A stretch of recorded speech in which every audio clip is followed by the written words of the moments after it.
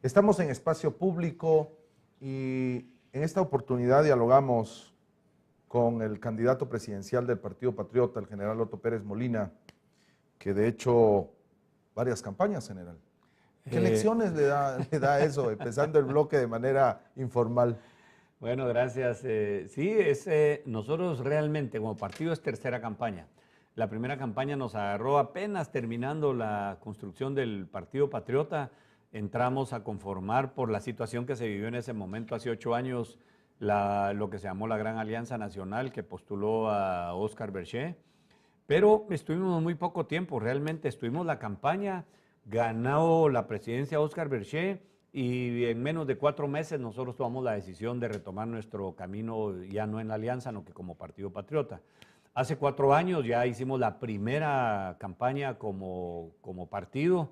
Yo participé como candidato y pues llegamos a un segundo lugar en la segunda vuelta y pues hoy estamos ya en esta campaña que cada campaña es diferente, cada campaña tiene sus propias experiencias y bueno, aquí estamos listos ya esperando el 6 de noviembre. Genial.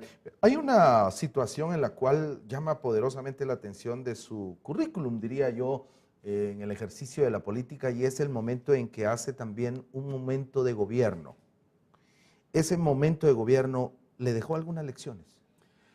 Sí, muchas lecciones, muchas lecciones me dejó. Yo tuve la oportunidad de estar muy cerca con Ramiro de León Carpio en la presidencia de la República. Por las circunstancias como él llegó, depositó, yo le diría, mucha confianza en mi persona. Yo estuve muy cerca de él y me dejó varias experiencias. La primera de estas, Álvaro, es que la tengo muy presente. Vi cómo la gente cambia cuando llega al poder. El poder lo cambia. El poder lo cambia.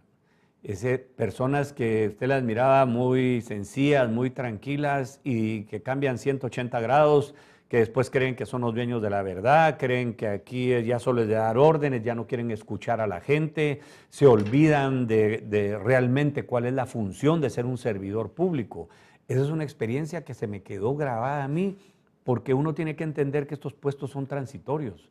Uno tiene que entender que va a estar ahí 4 años si el pueblo lo decide, y esos 4 años tiene que ir a servir lo mejor que pueda a la población porque van a ser irrepetibles. Mucha gente se queja de que los presidentes automáticamente al 15 de enero hay un círculo que se cierra alrededor de ellos y que es difícil de poder contactarlos. Yo me congratulo de la facilidad con que pudimos dialogar y de que estuviera en el programa. Eso puede cambiar en su gobierno, puede suceder también. ¿Qué va a hacer para que no suceda? Lo que sucede, Álvaro, y yo lo he reflexionado ese tema, y he pensado, estando ahí, qué es lo que va a pasar. Mire, hay temas que usted necesita un equipo cercano para que le ayuden a trabajar, a ver que las cosas caminen, que se impulsen, que estén caminando como deben de ser, luchando aquí contra la corrupción y contra tantos males que hemos visto en el gobierno. Pero hay una cosa que yo he estado meditando y reflexionando: cómo mantener esa comunicación con la población, cómo mantener esa sencillez, le dijera yo, que debe de caracterizar a un presidente, porque el puesto, pues sí, es el primer mandatario de la nación, pero eso no quita que debe tener la sencillez y la humildad de poderse sentar a hablar con la gente, de salir y visitarlos, y no con los grandes despliegues de seguridad y de carros y todo eso, sino que tratar de ser lo más humilde y lo más sencillo. Ese es uno de los propósitos que yo tengo. Creo que esa fue una de las grandes lecciones que yo aprendí. Esto es transitorio, van a ser 4 años y en los 4 años el pueblo me va a estar reclamando las cosas que no hice o que hice mal, o me va a estar pues felicitando porque las cosas se hicieron bien. Eso es lo que yo quiero. Y efectivamente uno de los temas que siempre se queda en ese círculo, que no permite tener el diálogo del presidente, ha sido la constitución de una nación que se reconoce como multicultural. Y la idea de mantener este tema en el ejercicio de la presidencia es fundamental. ¿Considera oportuno hacerlo y a través de qué vía? Sí, yo creo que es importantísimo poderlo hacer.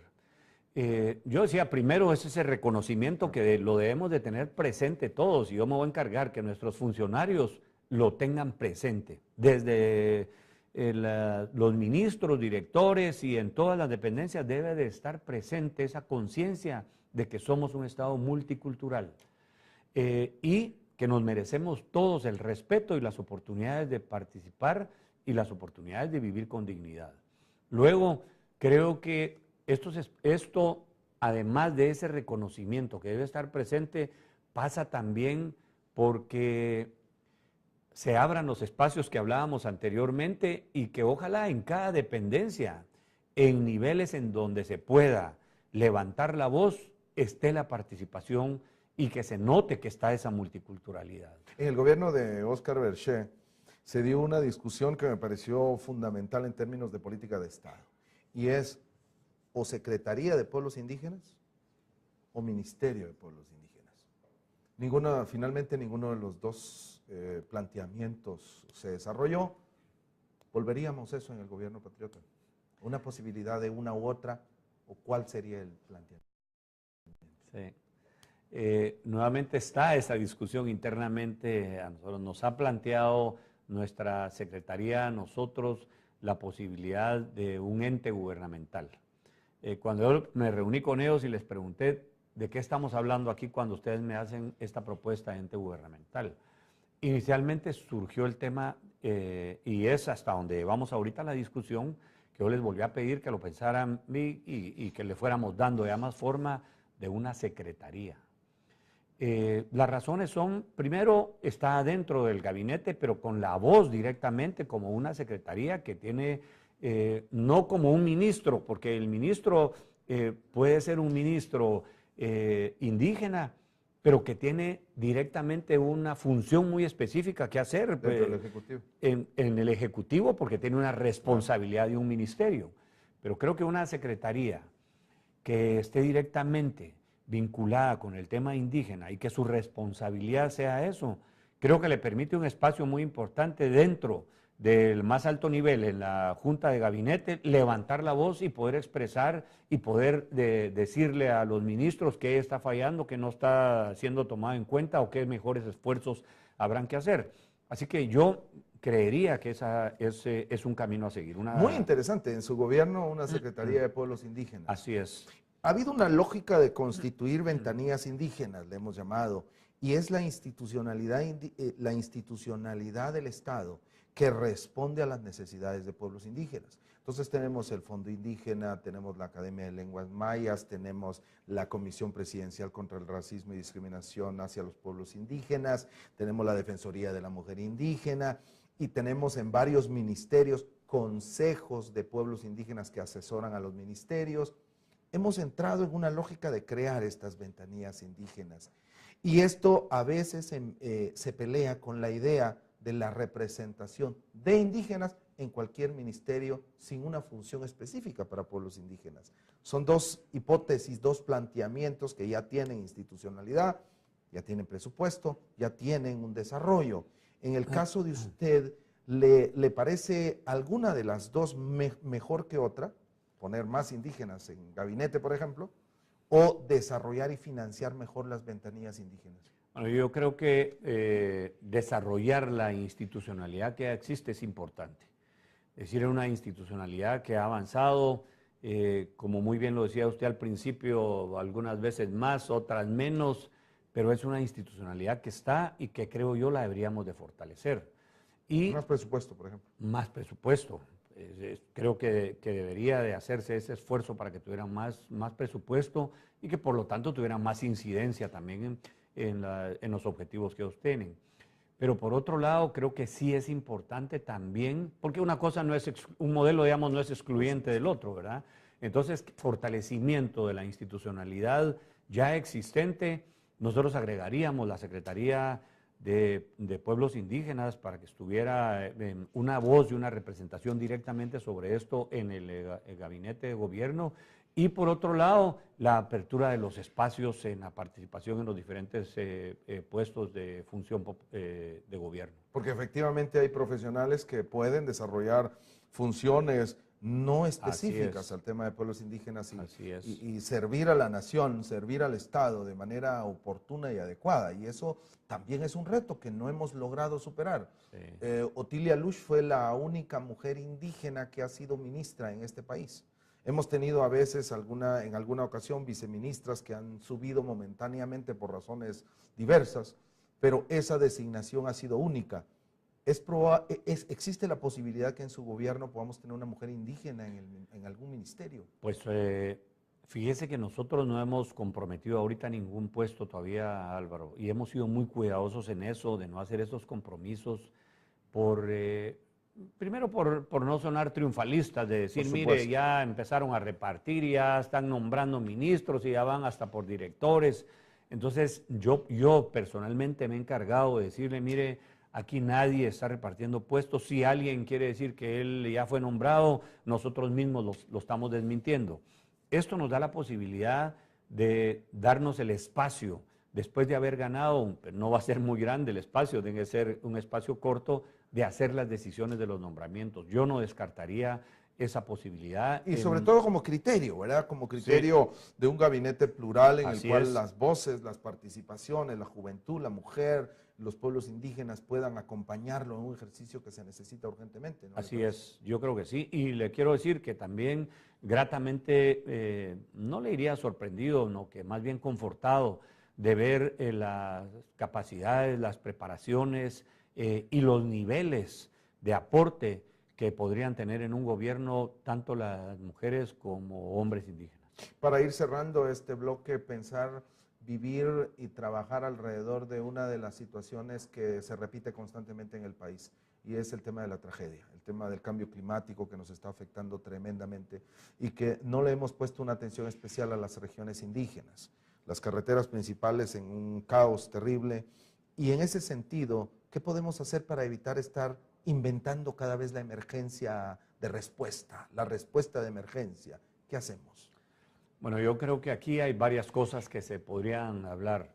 La primera, Álvaro, hay ya una iniciativa de ley para la creación de un fondo para la prevención del cambio climático. Es decir, para empezar a ver cómo se puede ir mitigando los desastres que se van a seguir afrontando. Aquí ya lo hemos visto, años de 2 desastres naturales y cuando mínimo un año, un desastre natural por año. Es decir, ahí está presente, sabemos que es uno de los países con más riesgos para los desastres naturales en toda la región e incluso a nivel mundial, y lo que tenemos que hacer es prevenirlo. ¿Qué es lo que sucede? Que el gobierno, ante tanta demanda y ante tantas necesidades y con pocos recursos, lo que hace es destinarlo, y como cuando se está discutiendo el presupuesto, en la mayoría de las veces no está ocurriendo un desastre, entonces nos olvidamos de eso y no dejamos nada. Nosotros primero, creemos que hay que apoyar esa ley, esa iniciativa, para que se convierta en ley y para que tenga los recursos. Y luego, un fondo de emergencia. Creemos que es importante un fondo de emergencia. Nosotros estamos planteando 200 millones de quetzales para que queden contemplados dentro del presupuesto de una vez, para saber que en el momento que se presente un desastre hay de dónde echar mano sin necesidad de irle a quitar el dinero que ya tienen destinados y presupuestados los diferentes ministerios. Hay una queja muy fuerte de parte de las organizaciones indígenas, de las comunidades, que siempre cuando se dan este tipo de políticas y posibilidades de asistencia, los últimos en recibir son las comunidades rurales indígenas. Así es. Y hay una interpretación que incluso desde la academia se hace de que es parte de una lógica racista y discriminadora. ¿Cree que es eso?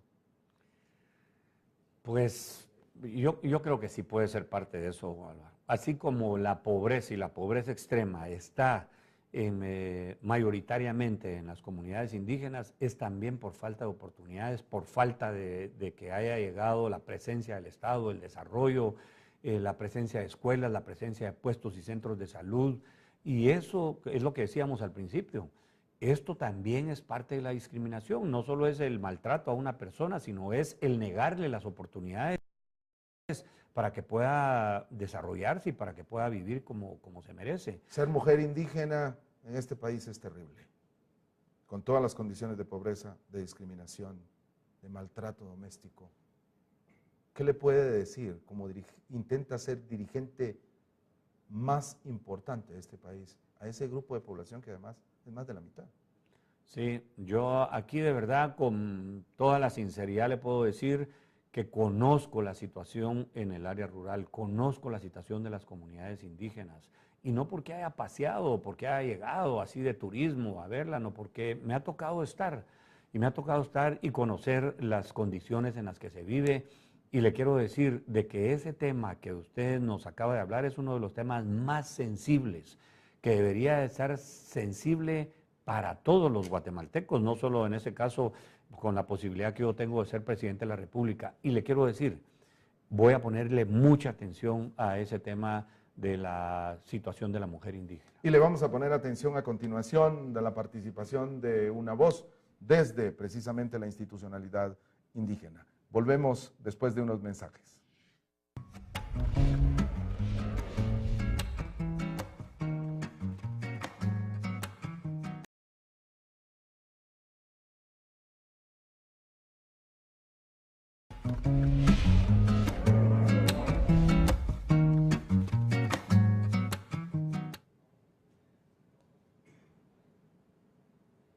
Estamos en espacio público y en esta oportunidad dialogamos con el candidato presidencial del Partido Patriota, el general Otto Pérez Molina, que de hecho varias campañas, general. ¿Qué lecciones le da eso, empezando el bloque de manera informal? Bueno, gracias. Sí, nosotros realmente como partido es tercera campaña. La primera campaña nos agarró apenas terminando la construcción del Partido Patriota. Entramos a conformar por la situación que se vivió en ese momento, hace 8 años, lo que se llamó la Gran Alianza Nacional, que postuló a Óscar Berché. Pero estuvimos muy poco tiempo, realmente estuvimos la campaña, ganó la presidencia Óscar Berché, y en menos de 4 meses nosotros tomamos la decisión de retomar nuestro camino, ya no en la alianza, sino que como Partido Patriota. Hace 4 años ya hicimos la primera campaña como partido. Yo participé como candidato y pues llegamos a un segundo lugar en la segunda vuelta, y pues hoy estamos ya en esta campaña que cada campaña es diferente, cada campaña tiene sus propias experiencias. Ramiro de León Carpio en la presidencia de la República, por las circunstancias como él llegó, depositó, yo le diría, mucha confianza en mi persona. Yo estuve muy cerca de él y me dejó varias experiencias. La primera de estas, Álvaro, es que la tengo muy presente. Vi cómo la gente cambia cuando llega al poder. El poder lo cambia. El poder lo cambia. Personas que usted las miraba muy sencillas, y bueno, aquí estamos listos ya esperando el 6 de noviembre. Genial. Hay una situación en la cual llama poderosamente la atención de su currículum, diría yo, en el ejercicio de la política, y es el momento en que hace también un momento de gobierno. ¿Ese momento de gobierno le dejó algunas lecciones? Sí, muchas lecciones, muchas lecciones me dejó. Yo tuve la oportunidad de estar muy cerca con